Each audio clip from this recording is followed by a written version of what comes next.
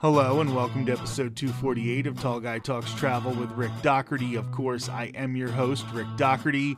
On the show today, I'll be joined by Jeff Gordon. Those of you who have been listening for a little while know Jeff as the guy who puts together fundraisers for food banks when there are natural disasters in an area. Well, Jeff is also one of the nicest members of the Disney Online community. He has been to every Disney theme park around the world, and today he's going to be giving some of the highlights of all of them during our conversation. Before we get started, there's a lot going on at the Tall Guy Talks Travel YouTube channel. Every Monday through the end of November, I'll be posting a new vlog from my late September vacation to Walt Disney World. I started on October 20th, and the second one aired this past Monday. Make sure to catch all of the vlogs, click on the like button, comment with something positive, and make sure you're subscribed. It takes about 30 seconds to subscribe, and it is 100% free. In addition to the Walt Disney World vlogs, I will be taking part in Vlogmas again this year. I will have a video, vlog, or podcast on the YouTube channel every day for the month of December. This should give us a ton of momentum heading into 2026. Right now, let's get started with today's conversation. Thanks for being here, Jeff, and thanks for all the hard work you do in fundraising. Hello, everybody. Rick, thank you for having me. And it was our fundraiser. We did it. The entire Disney community and theme park community came together and raised that money for the wildfires and the recovery. So for the food bank. So definitely appreciate it. And thanks for having me on to talk about some fun stuff, some magic today, some good old fashioned Disney magic. Yeah, so the reason I wanted to have you on the show today is because you have, I believe, recently just completed all of the international Disney parks and US Disney parks. So you have every Disney park around the world you have crossed off your bucket list. Yes, that's right. And I say for now because right when I was in the middle of completing like Shanghai and Hong Kong, those were my last two of the 12 Disney parks. I think they announced the new one in Abu Dhabi. So for now, I have completed all 12 Disney parks. I think I need a few years to recover before I consider going out there. But yeah, I've done them all. You know, as you know, my home park is all the way out in Anaheim, and I made way over to Japan in 2009, and then Paris, and then more recently with Shanghai and Hong Kong. So I've been literally all around the Disney World. So I am really excited to cover a bunch of different topics. I know, like, for example, Tokyo Disney Sea is going to be a big one that I'm going to want to pick your brain about that one. But I want to start because my favorite attraction in all of Disneydom is Big Thunder Mountain Railroad. And I've gotten to ride the Disneyland version and I've gotten to ride the Walt Disney World version. But the Disneyland Paris version is the one that everybody says once you've experienced this version, the others just don't compare. And even though we love them, the Disneyland Paris version, why don't you talk about that? That's how I want to start this episode. My favorite ride and the best version around the world. Yeah, well, that is one of my favorite attractions as well. Big Thunder Mountain. I think I just grew up like going on that in Anaheim. And I got to tell you, Disneyland Paris. I mean, first of all, there's still um, it's the rivers of the far west. It's not the rivers of America out there. But when you go out there, Big Thunder Mountain is basically the island. Yeah. So you're out on an island. You board the train, and it hits different. Everything from the speed to instead of a dynamite goat, you have the laundry goat in France. The twists, the turns, the special effects, and then the ending takes you underneath that island in pure what feels like maybe 60 to 70 seconds of pure darkness, and you're just going and you're rushing down underneath of that final drop, and it's a feeling I can't quite describe until you get to do it too, Rick. And that ending really puts it over the top for me when I'm comparing, Big Thunders between Disneyland and Anaheim to Magic Kingdom in Florida to the one out in Japan. It's the ending of Disneyland Paris that really puts it over there. That pure darkness really puts it at that top of the Thunder Mountains of all Thunder Mountains. Yeah, because anybody who doesn't know, you actually start on the other side of the river. That's where you board, and then you Yes. go under the river twice. Once at the beginning of the ride, and then, of course, like you said, when you end, and then that long darkness just has to be so thrilling. I know that when they first opened Disneyland Paris, when it was Euro Disney, there were some struggles culturally, and it felt like maybe Disney wasn't necessarily wanted there. Do you think that now, all these years into it, it feels like Disneyland Paris has kind of found its niche in the community in the area? Yeah, I mean, I think the good thing to know is like in 2022 they celebrated the 30th year of being a part of the French community. There's two theme parks there now. Studios Park is about to transform into Disney Adventure World in 2026, and I really feel like just like we have pass holders and passionate Disney fans, there's a very passionate French community of Disney pass holders, and they adore the parks and one of my core memories was actually going out for the 30th anniversary and watching their cavalcade, their parade, and they have these songs that have this really cool French beat, and people are learning, the dances to what the dancer is doing. They're learning it, they're singing it along, and it's really great. So I think, yeah, initially, like anytime you go into a new country outside of America, there's always there isn't a there may not be a Disney culture yet or a Disney fandom, but certainly in 30 years, and now that the parks are not struggling financially, they are profitable. They're seeing it as a growth sector. They're investing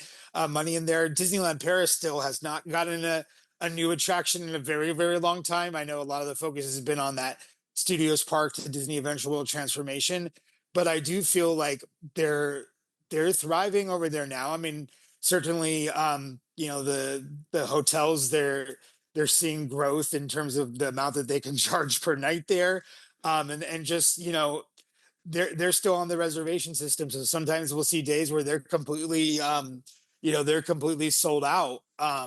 And it's packed. It's definitely packed, and you can feel it when one or two attractions goes down either for maintenance or having a bad day or a refurb. But the fandom, they really enjoy it. I definitely enjoy my time out there, and it's nice to see, especially like the entertainment, that it's so great out there in France. I do feel like in 30 years it's kind of grown into its own. It's really nice to see that. Speaking of Disney Studios Park, soon to be Disney Adventure World, it felt like, when you talk about a half day park here, that it was basically like ride the Crush roller coaster and then go back to Disneyland Paris. But they are really working on that. What do you think about some of the ideas that are coming to that Disney Adventure Park? And do you think that it's going to be a real proper second gate there? Because I think everybody I've talked to who's been to all of the Disney parks will say that Studios was the worst of all of them. Yeah, and I always try to see a positive light in everything that we do, and certainly like when I think of our second park at Disneyland, the California Adventure, I think I don't know if it's urban legend or fact, but it was like conceived on a napkin at a corporate retreat in Colorado. And it's like, oh yeah, what if we do this and theme it to California? Like how cost effective can we make this? So when you look at the Studios Park in France, it had even less to do than California Adventure when California Adventure opened in 2001. So there was just such a limited amount of things. It had like their own version of Catastrophe Canyon and a studios tour.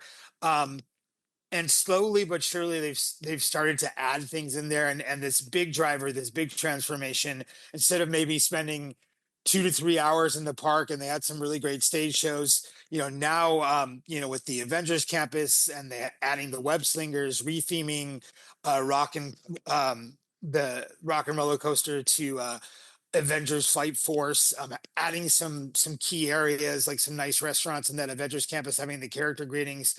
But the world of Frozen, is coming that way in 2026, and also what's called Adventure Way, this long, beautiful promenade that's going to lead out into the world of Frozen, surrounded by a gigantic lake where there's going to be a nighttime show. So I really think like those things, those to add some quintessential French gardens and seating areas and nice cafes and places to eat, with a nighttime phantasmic style show, with which I understand is going to have drones and water effects and fireworks. It's going to be, I think it's going to be definitely filling it out to more of a full day park. I would say maybe like a 75% park, like along the lines of Animal Kingdom. Like, it's definitely going to keep people there for the nighttime shows. Having World of Frozen is going to be great. I know just after World of Frozen opens, they haven't given a date yet, but the next big thing is going to be the Lion King, which kind of looks like a cross between Tiana's Bayou Adventure and the Pirates in Shanghai. So it looks like it's going to be a really great water ride. They've been asking for that for years. In France. So it's going to be nice to have that Lion King area too as well. And there's going to be some smaller attractions like a Rapunzel spinner that's going to come online in 2026, and then eventually like an upped themed swing ride that's going to be coming a little bit later than when the rest of the park transforms. But I think when you add those together and you have like the new areas and the placemaking that they've been doing, it's really going to continue to drive attendance up, and it's also going to be enjoyable for fans to not just want to go there like during the magic mornings that they would have at the hotels, or for the first 2 hours, and like you said, go on their Tower of Terror, go on the Crush Coaster, and for me, I would go on their it's now called Cars Road Trip, which is kind of, it's absurd when you experience it, but it's kind of fun at the same time. They have their Cartastrophe Canyon. So I would joke when I go there during Christmas time, I just go there to feel warm and watch the cars burn up and stuff like that. But the rest of the park, I think, is going to be good. And I always give kudos to the Disneyland Paris entertainment team, because they have a Mickey and the Magician stage show. There's a Pixar stage show too, Better Together, I believe that's what it's called over there. But they do such a great job. So I think it's really going to fill out the park nicely, and make it a good companion park to Disneyland Paris. So that should be nice, seeing that transformation happen. And I look to go back there. I was just there just a few weeks ago. They do a soir they call them soirees, which are annual pass holder events. So they did a Disneyland pass soiree for the Studios Park. So it was kind of a farewell to Studios Parks and classic stage shows, and it was nice to see, and then enjoy when 2026 comes around to come back and see that. Didn't I see that they had Roger Rabbit at that event? That's right, and I just released on my TikTok on Gordon Grubs, and then on Instagram on Gordon Grubs, I'm putting up a real overview. And yes, Roger Rabbit. There was some classic Roger Rabbit. Goofy and Max were doing power line dances.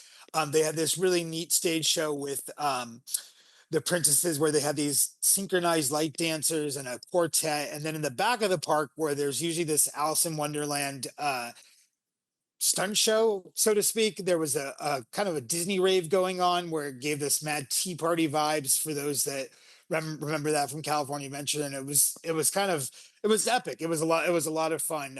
But that, yeah, Roger Rabbit was there, as a few other random rare characters that you don't really get to see very often, which was fun for the pass holders.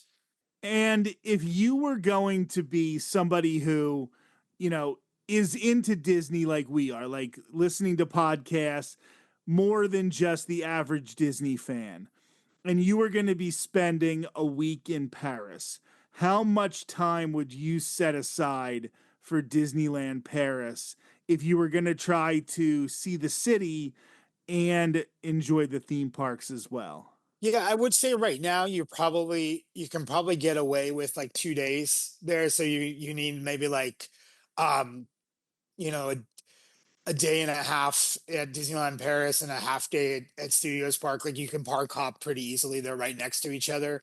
I like to slow play things. Like, I'll go there for 3 or 4 days and not rush, and enjoy the resort a little bit. Um, and I also love to go into the city of Paris too. Like you can't beat being, being there and the lights and the restaurant and the croissants and stuff like that. So like, if it's a full week, I would say like, maybe like 2 days is fine right now, but maybe 2.5 to 3 days once that transformation occurs. And then heading out east, I want to get to what is mostly considered the best Disney park by people who have been to all of them. Maybe they still have that place in their heart for the original Disneyland, but when we talk about Tokyo Disney Sea, and for people who have never even seen videos or pictures from this is a completely different Disney park than anything else that exists. When we're talking about different intellectual properties, we're dealing with different storytelling devices. Why don't you tell people about just this different theme park, Tokyo Disney Sea? Yeah, no, definitely. And the last time I visited Tokyo Disneyland and Disney Sea was actually in 2009. I'm planning to go back this December, so I hopefully we can talk more when we get back. But one interesting thing to note about Disney Sea, it opened in 2001 at this like pretty much around the same time California Adventure opened, right?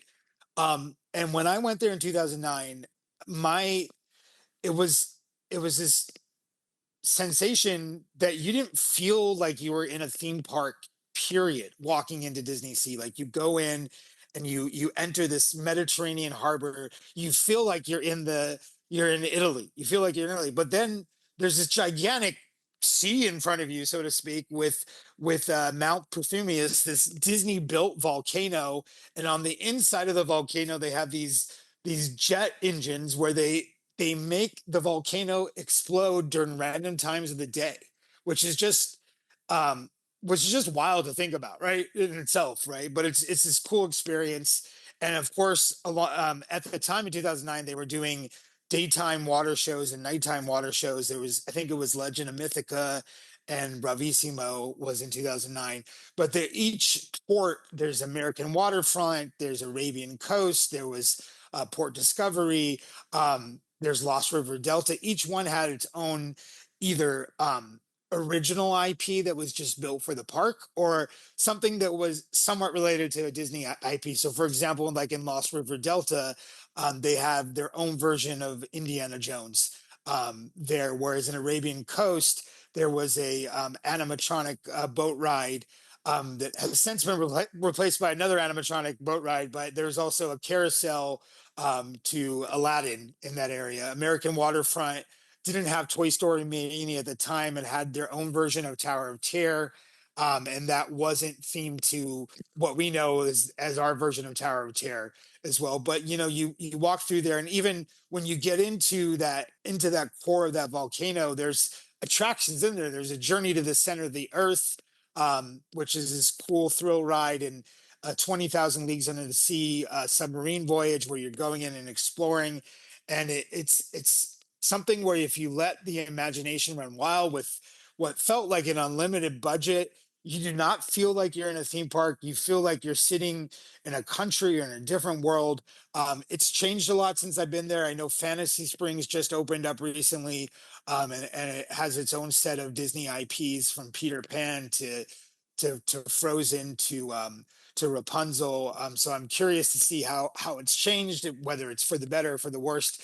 In terms of the 12 Disney parks in the kingdom, Tokyo Disney Sea, I put number two. I put Disneyland number one just because pound for pound, I feel Disneyland has the most attraction shows, things that you can accomplish, and walking in Walt's footsteps, that can't be recreated. But Disney Sea is number two. Tokyo Disneyland is number three. They each come with their own fantastic attractions. We could talk about Tokyo Disneyland too. I mean, there's some really unique attractions there as well. Do you think that when they were creating Tokyo Disney Sea and going with cooperation with the Oriental Land Company, it was the right way to go because you knew you were going to have that financial backing? Like you could still take advantage of the genius of Imagineering, but also have that extra financial input. Whereas maybe that's why in the initial run of Euro Disney, it was a little slower because they didn't have that secondary financial backing. And that has really led to some unique discoveries. I know that there's a rule, for example, that once something debuts a certain technology or something in Tokyo, it can't go to the other parks for a few years or something like that. Do you think that agreement has really worked to make those two parks stand out from the rest of the world?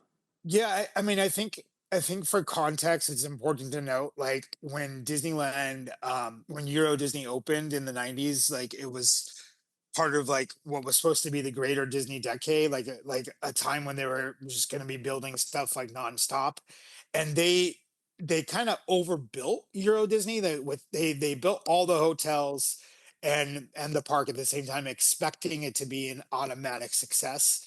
And I think they were planning to add attractions right away. What happened was, you know, in some ways, like mirroring when Magic Kingdom first opened, like people didn't show up right away, right? Like they weren't into it right away. And I think that put a strain on the Walt Disney Company. Whereas in the '80s, when Tokyo Disneyland opened, I think it was '83, and they had that licensing deal and then unlimited use of Imagineering. Um, Japan, they adore Disney, they adore Mickey Mouse, and it was an immediate financial success. So when the time came to expand it to that second Disney Sea theme park, they had that financial backing. So, it's a blessing and curse to be part of the Walt Disney Company, because they're always focused on, you know, not only like guest experience but also profitability and revenue and shareholders. Whereas OLC, they also have their shareholders, but they've had this huge financial treasure and this resource that they can build. They can decide that they're going to just tear down Space Mountain and build a new one, which they're doing at Tokyo Disneyland. Hey, let's just tear it down, let's build a new one. So they have their own 10-year plan and their own Disney decade that they're going through, and they're expanding out on right now, um, to kind of draw people in and bring attendance back. Because we all went through that post COVID, just all the parks, all the attendance disappearing and just building it back. And from what I've heard, and I'd like to get this firsthand knowledge from you, it's an entirely different crowd in the Tokyo parks, that there's a different amount of respect for other people and their space, and they might sit down for entire parades. And it is a situation where maybe just because Tokyo as a city is so much more crowded than anywhere in the United States, that they're used to being around large amounts of people on a daily basis. But I've just heard that there is a politeness and a cordialness between guests at the Tokyo parks that maybe you don't get somewhere like Walt Disney World, where everybody's in this rush. I have to do this. I have to do this. I have to do this. I have to cross everything off my list. Yeah, no, it's a good question and a good observation. Like the one thing I'll say is that, like with any country, every country has their own cultures and practices. So like, oftentimes when people ask me, "Oh, well, when you go to France, are people rude? Like, what's it like?" I said, "Well, have you ever, like, if you go to New York, people are busy. Like, they have places to be. They're not, like they're not concerned that you're on vacation, right?" So it's like I don't take personal offense if somebody just like walks past me if I'm asking for directions, because like that's not how it is. But maybe if I was in the Midwest of the country, somebody would stop and take the time and say, "Hey, like here's what's going on." Right. So when you're looking at Japan and you're thinking about the crowds and politeness, yeah, like when I went in 2009, I thought like the parks, like you pick up your own trash. Like people, like there is that culture, and you probably see it like in the sporting world too. Is like when you look at World Cup events and you hear about Japan, and like see their fans afterwards like going up and cleaning up the stadiums, right? That is kind of how it is when you go to Disney Sea or Disneyland. You don't see the trash cans overflowing. You don't see like they have sweepers and they're everywhere, which is great, but like you don't see that.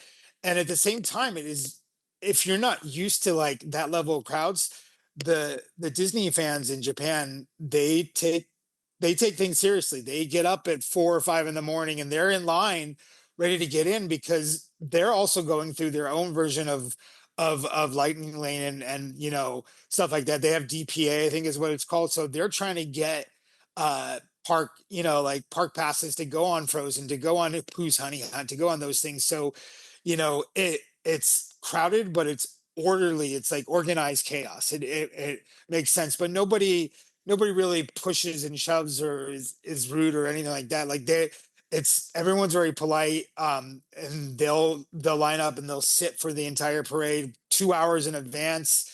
A lot of the young adult crowd, the college crowd, they'll come in Disney cosplay and they'll go around and they might spend their whole day just taking pictures or being in front of the Baymax attraction, like learning the choreography and dancing there. And that's what they're going to do for the day. And they'll snack and they'll wait in line to see, somebody from the Duffy universe. It's a different park going experience, like just depending on what you like to do. But it's definitely organized. It's chaotic, it's crowded, but it's organized chaos. Amazing. And I think that's what, when I look at just visiting Tokyo in general, if I ever think of it, it just seems like that's the vibe everywhere because there's just so many people that you Yeah. can't have anything but organized chaos. Yeah. What do you find is the issue when it comes to the language barrier, and how do you manage that? I mean, I assume, I don't know, maybe you do know Japanese. I've never asked you, but I'm sure you don't know the languages in all of these parks. So, do you have language barriers, and how do you deal with them? And how hard is it if you don't know the language to manage these parks? Yeah, no. When I did go in 2009, one of the benefits of me going is I went with one of my friends who is Japanese and his family, and one of their kids at the time, now I think in college, but they were 2 or 3 years old. So I like to joke that I was as fluent as a 2 or 3 year old in Japanese. But when I went there, um, there, like a lot of people want to practice English. And I remember an experience outside of the parks where I was trying to take one of the trains, one of the subways, and I kind of got lost. And this young lady, she asked me, she's like, "Where am I trying to go?" in English. And I told her, and she's like, "I'll take you there." And I thought she was trying to say, like, let me show you how to get there. But she literally like went out of her way to take me there. And she's like, "Oh, I just get to practice my English with you. This is great." Right. So, if somebody doesn't speak English in Japan or Hong Kong or China, there's usually a lead cast member that will come that does. They'll do their best, and especially now in our modern world with our phones and everything, Google Translator like really works wonders, and it hasn't been an issue in any of the countries that I've been to. I try to learn, the basics, like, how much does this cost? Where's the restrooms? Like, just can you take my picture? Like, I try to learn those basic phrases. Anything beyond that, I'm not that good at or not that proficient as some of the other languages I speak. But um, most people, they're eager to help and greet, especially in a place like Disney, where the casts are always going above and beyond. So. And I don't want to shortchange Hong Kong, but I want to get to Shanghai Disneyland because this is the one that has opened the most recently, and I think is sort of the biggest culture shock because you're dealing with guests who might not know a lot of the same intellectual properties that we know. So you're dealing with IP and the rides. It's like Tron and the new Pirates of the Caribbean movies. Like they're Pirates, which is an amazing ride. And I guess I'll ask you about that next, is based on the new Pirates. So is there like a learning curve for the Disney fans in China because they didn't grow up with Yeah. Cinderella, Snow White, and some of these things. Yeah, no, I think one thing to remember, like the park just recently celebrated its 10th anniversary. Um, I think it was this year.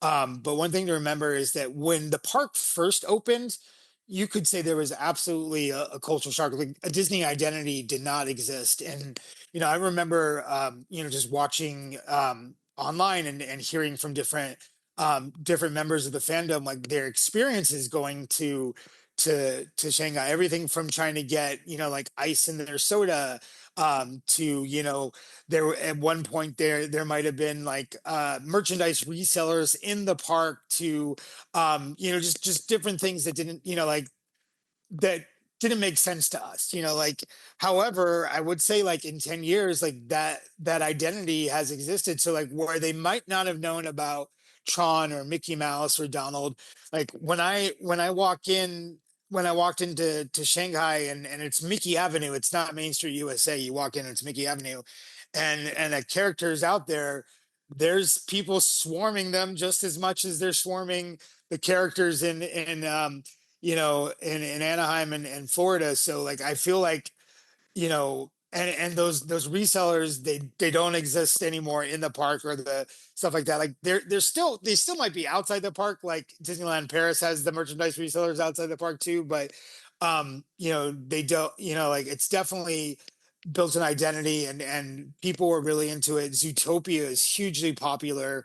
There's even their own attraction, Hot Pursuit, that's out there in an own land, with some cool snacks that they offer. So I feel like, and same thing with the Duffy universe. When I talk about Duffy, it's like Lena Bell and Olu and all the different characters that you'll find at Shanghai, Hong Kong, Japan, and Olani.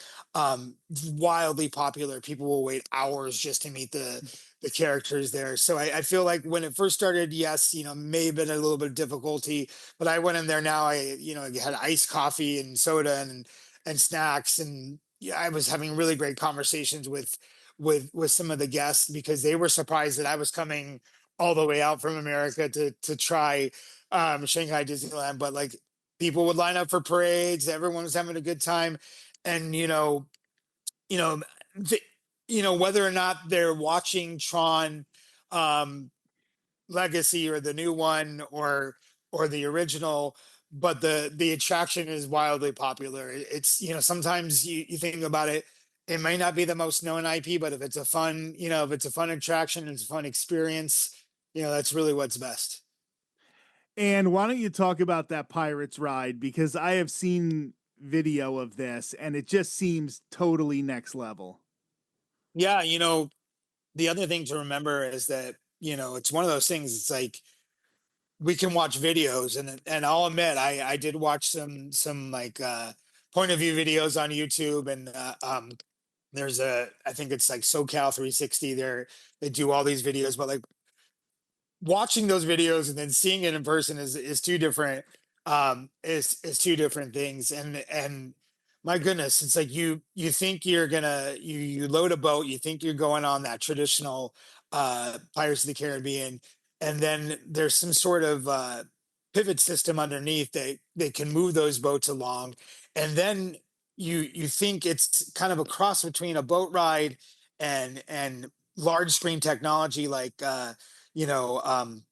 Pandora from the world of Avatar, and you go into these like IMAX size screens, and then you're still in the water, but you're moving with you're moving with it, and then the animatronics are also next level, and you go into these battle scenes with the pirate ships, and it's really kind of hard to explain until you go there, but it's a combination of physical sets, some high quality animatronics that are very lifelike and are very that are very realistic, and being in a boat ride too, and you go and you experience it's really quite remarkable what they did. And I hope there's a lot of rumors about in California Adventure we're going to be getting an Avatar area that is somewhere between Way of the Water and Fire and Ash. That's the one that's coming out most recently.